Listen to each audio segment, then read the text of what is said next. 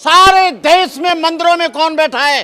ब्राह्मण बैठा है। दक्षिणा कौन लेता है? ब्राह्मण लेता है। दक्षिणा कौन चढ़ाता है? पीडीए चढ़ाता है। दक्षिणा कौन चढ़ाता है? यादव चढ़ाता है, लोधे चढ़ाता है, लोधे चढ़ाता है, सुनार चढ़ाता है, महार चढ़ाता है, चुनार चढ़ाता है, पाल चढ़ाता है, कुर्मी चढ़ाता है। और उस दान को कौन खाता है? ब्राह्मण।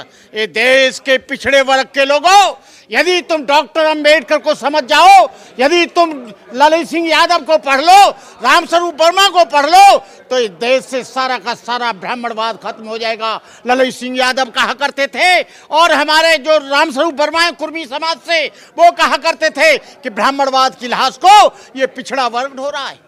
ब्राह्मणवाद की लाश को ये पिछड़ा वर्ग ढो रहा है। कौन ढो रहा है? यादव ढो रहा है, कुर्मी ढो रहा है, पटेल ढो रहा है, सुनार ढो रहा है, महार ढो रहा है, चमार ढो रहा है, लोधी। अभी एक घटना हो गई, मध्य प्रदेश में लोधी को मल खिलाया गया, अभी पटेल लड़की को कथा पढ़ने नहीं दी। अरे भाई, जब ये तुमको कथा पढ़ने नहीं देते तो तुम इनकी कथा सुनने के लिए क्यों जाते हो? क्या तुम्हारी मजबूरी है? तुम अपनी कथा अपने आप करो, अपने भगवान की पूजा अपने आप करो। ये कोई ठेकेदार नहीं है, कोई इनकी जागीर नहीं है, इनका कोई भागवत तो श्री कृष्ण ने पैदा की। उस श्री कृष्ण जी उसके उत्पादक हैं, श्री कृष्ण जी उसके नायक हैं, श्री कृष्ण जी ने ही सारा काम किया। लेकिन श्री कृष्ण के नाम पर सारे देश में, सारे भारत में आप लोग दक्षिणा लेंगे, आप लोग अपने पेट भरेंगे। हमारे बच्चे गांव के मदरसे में पढ़ेंगे, वो सरकारी स्कूल में पढ़ेंगे, तुम्हारे बच्चे लंदन फ्रांस से पढ़ेंगे। वो दक्षिणा किसकी है? जो इनके मोटे मोटे पेट हो गए, वो तुम्हारी है, तुम्हारे समाज की है। मेरा कहने का मतलब यह है, ब्राह्मणवाद किसी जाति का नाम नहीं है। ब्राह्मणवाद उनका है जो जातिवाद मानते हैं। ब्राह्मणवाद पीडीए में सबसे ज्यादा है, पिछड़ा वर्ग में सबसे ज्यादा है। यदि दलितों पर जुल्म होता है तो सबसे ज्यादा कौन करता है? ये बेचारे जो नहीं जानते हैं, जिन्होंने ललित सिंह यादव को नहीं पढ़ता है। मथुरा में बारात रोकी गई यादवों ने एक दलित लड़की की, तो किसने रोकी? आपकी जो कथा, बुद्ध कथा हो रही थी इटावा में, जो बुद्ध कथा होने वाली थी, वो किसने रोकी? यादवों ने रोकी। मायावती के साथ कांड हुआ, गेस्ट कांड हुआ, वो इतना फेमस हुआ, वो किसने किया? किसके इशारे पर किया? ब्राह्मणों के इशारे पर किया। मैं ये नहीं कहता हूं कि सारे के सारे यादव जातिवाद मानते, लेकिन अधिकतर पिछड़ा वर्ग जातिवाद, वो ब्राह्मणवाद का शिकार होता जा रहा है। अरे भाई, तुमको कथा नहीं करने देते। इन यादवों को ये महसूस हो गया इस घटना से। उस ब्राह्मणी ने कहा शूद्र के द्वारा कथा नहीं सुनेंगे। ये अपने आप को सवर्ण समझते थे, ये अपने आप को बहुत बड़े समझते थे, लेकिन इनको साबित हो गया हम लोग, यहाँ का पूरा दलित समाज, बुद्धिस्ट समाज, अम्बेडकरवादी इन यादवों के साथ है, कंधे से कंधा बढ़ाकर। लेकिन डॉक्टर अंबेडकर के संविधान का उदाहरण दे सकते हैं, लेकिन डॉक्टर अंबेडकर की जब मूर्ति टूटती है तो एक भी हमारे साथ यादव नहीं आता। 2 तारीख की घटना हुई, 2 अप्रैल की अनटचेबिलिटी एक्ट की, 14 के 14 बच्चे जाटव समाज के मरे। हम कहते हैं तुम हमारे साथ आओ, हम तुम्हारे साथ आएं, तुम हमारे साथ लड़ो, हम तुम्हारे साथ लड़ें, तुम हमारे सम्मान की रक्षा करो, हम तुम्हारे सम्मान की रक्षा करें। मेरा कहने का मतलब यह है कि हम लोगों को जो पीडीए है, जो पीडीए बना है, पिछड़ा, दलित और अल्पसंख्यक, इन सब लोगों को अभी इनको निश्चय करना चाहिए। यदि कोई भी ब्राह्मण खड़ा होता है उसको वोट नहीं देना चाहिए। कोई भी ब्राह्मण खड़ा होता है, लेकिन सबसे ज्यादा एमएलए एमपी ये पिछड़े दलित लोग बनाते हैं। कथा इनकी कोई जागीरदारी नहीं है, कथा को इन्होंने पेटेंट नहीं करा ली है। जो गीता के बारे में जानता है, रामायण के बारे में जानता है, वेद के बारे में जानता है, पुराण के बारे में जानता है, वो सब करेंगे। लेकिन जो अभी शंकराचार्य जी ने कहा है कि कोई भी पिछड़ा वर्ग का आदमी कथा नहीं कर सकता, वो इसलिए कह रहा है क्योंकि उसने मनुस्मृति को पढ़ा है। स्त्री शूद्रो नाद्यताम श्रवणे तपजत परिपूर्णाम धारणा शरीर भेद उच्चारणे ज्याच्छेद। ये इनको बता दिया ब्राह्मणों ने कि तुम शूद्र हो।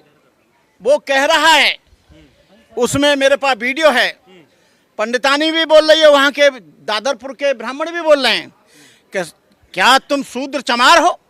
चमार और शूद्रों को कथा पढ़ने का अधिकार नहीं है, क्योंकि ये 4 जातियां हैं, ब्राह्मण, क्षत्रिय, वैश्य, शूद्र। ये कर्म के आधार पर बनी। लेकिन जो ब्राह्मण जूते की दुकान खोलकर बैठे हैं, क्या वो चमार कहे जाएंगे? लोहे की दुकान खोल के बैठे हैं, क्या वो लोहार कहे जाएंगे? जो दूध बेचते हैं, क्या उनको यादव कहा जाएगा? जो लोग खेती करते हैं, क्या उनको शूद्र कहा जाएगा। कहने का मतलब ये है कि सारा का सारा जातिगत आधार पर मिलिट्री में भर्ती ये होंगे, काम ये करेंगे, द्वेष ये करेंगे। लेकिन अब इनको जाग जाना चाहिए। जाग तो इनको तभी जाना चाहिए था जब यादव के अखिलेश यादव जब मुख्यमंत्री थे और जब उनके बंगला को धोया गया।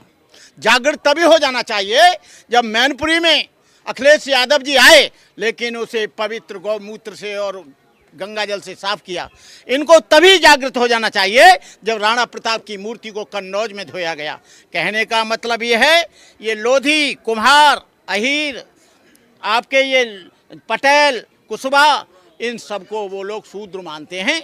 और शूद्र ही है एक ऐसा जो इनके पंडाल में जाकर ब्राह्मण की कथा सुनता है। जब ये हमको कथा नहीं पढ़ने दे सकते पिछड़े वर्ग के लोगों को, तो हमको इनकी कथा क्यों सुननी चाहिए। लेकिन सारे के सारे पंडाल में हमारे लोग ही बैठे रहते हैं, वो दलित हों चाहे पिछड़े वर्ग के हों। जिस दिन दलित और पिछड़ा वर्ग यहाँ पर कथा सुनना बंद कर देगा तो कथाओं के जो पंडाल हैं वो खाली रहेंगे। और जब ये कथा पढ़ना शुरू ये पिछड़ा वर्ग करेगा तो पंडाल भर जाएगा। मंदिर कौन बनाता है? पिछड़ा वर्ग। दान कौन देता है? पिछड़ा वर्ग। दक्षिणा कौन देता है? पिछड़ा वर्ग। कहने का मतलब ये है, मुझे बहुत अच्छा लगा कि यादवों के गांव में एक बोर्ड लगा दिया कि ब्राह्मणों के द्वारा कोई संस्कार नहीं कराया जाएगा।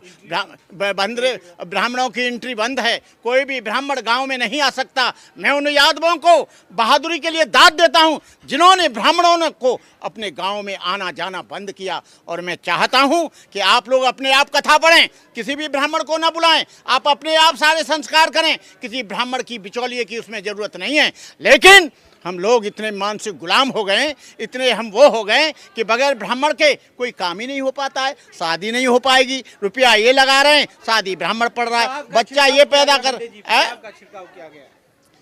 अरे भाई, ये पेशाब का छिड़काव जो है एक क्रांति है।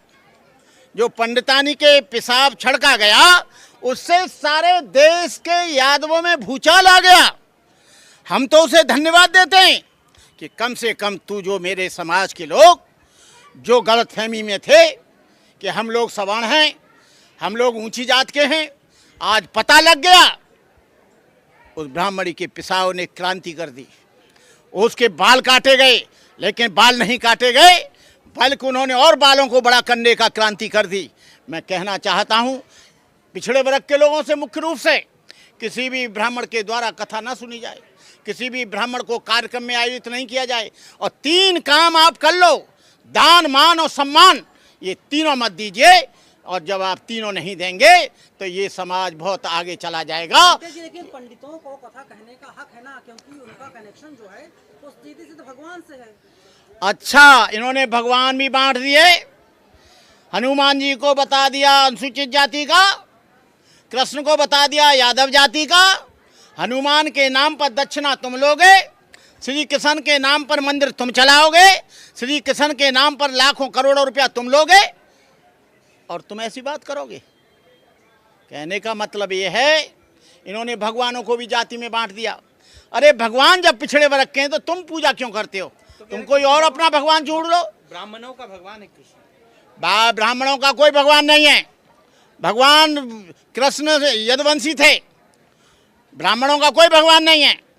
रामचंद्र जी भी ब्राह्मणों के नहीं हैं, वो क्षत्रिय थे। बुद्ध जो है शाक्य थे। इनका कोई भगवान है नहीं। जबरदस्ती जब तक ब्राह्मणों की सर्वोच्चता, प्रमुखता किसी संस्कार में खत्म नहीं होगी तब तक जातिवाद यहाँ पर खत्म नहीं हो सकता। महिलाओं के साथ छेड़खानी की गई थी, ये गलत है। कथावाचक जो वहाँ पर कथा हो रही है, सामूहिक कथा हो रही है, वहाँ पर कैसे कोई छेड़छाड़ करेगा, और वो भी कथावाचक। ये 3 दिन तक उन्होंने नहीं बताया। 3 दिन के बाद कह रही है कि छेड़छाड़ी हुई है। छेड़छाड़ हुई है तो तुझे उसी दिन विरोध कर देना चाहिए था। लेकिन उसने ये दोबारा बनाया है तांडव। ये गलत है, बिल्कुल कोई छेड़छाड़ नहीं हुई है। जनरल प्लेस पर कैसे होगी छेड़छाड़? वहाँ कोई छेड़छाड़ नहीं हुई है। तो अब क्या करेंगे यादव समाज के लोग, क्या करेंगे? यादव समाज को पूरी तरह से ब्राह्मणों का बहिष्कार करना चाहिए, समझौता बिल्कुल नहीं करना चाहिए।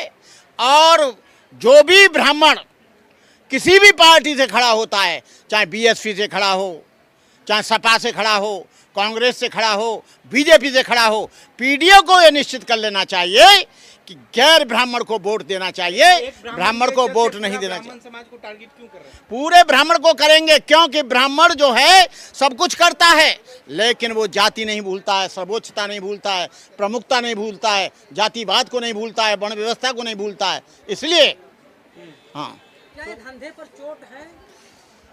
ये धंधे पर भी चोट है, अंधविश्वास पर भी चोट है, पाखंड पर भी चोट है, वर्ण व्यवस्था पर भी चोट है, ऊंच नीच पर भी चोट है। और ये चोट जब गहरी पड़ेगी, इस देश में समानता आएगी, भाईचारा आएगा, इस देश में एक सामाजिक उद्बोधन होगा, सामाजिक क्रांति आएगी। ये बहुत ज़रूरी है। यादव समाज के लोग माल लूटना चाहते हैं, इसलिए वे लोग कथा कह रहे थे। यादव समाज के लोग कोई माल नहीं लूटना चाह रहे, ये गलत है।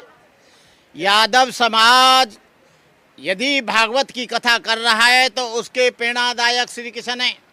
मंदिरों पर कब्जा करना चाह रहे हैं। मंदिरों पर कब्जा नहीं करने चाह रहे हैं, उनका है कब्जा। मंदिर इन्होंने बनाया, दान दक्षिणा इन्होंने दी, कब्जा कहाँ करने? तो ब्राह्मण पूजा कर रहे हैं। ब्राह्मण क्यों करेगा पूजा श्री कृष्ण की? श्री कृष्ण यदुवंशी हैं। नहीं, प्राण प्रतिष्ठा के अपने बाप में प्राण प्रतिष्ठा नहीं कर रहा, अपने माँ में नहीं कर रहा। प्राण प्रतिष्ठा उसमें प्राण प्रतिष्ठा कर, हाँ पत्थर में कर देंगे क्रांति। जो हमारे जवान मर जाते हैं उनमें प्राण प्रतिष्ठा नहीं कर रहे, प्राण प्रतिष्ठा पत्थर की मूर्ति में कर रहे हैं केवल। को मानते हैं ना आप? उन्होंने क्या बोला? मैं शंकराचार्य को बिल्कुल नहीं मानता। शंकराचार्य जब 4 में से 3 पीढ़ी के लोगों को बना देंगे, पिछड़ा दलित को, तब मैं समझूंगा कि इनके यहाँ वो है। शंकराचार्य भी बोल रहा है कि यादव कथा नहीं कर सकता। अरे ये कथा की तुम्हारी बपौती जगीदारी है का?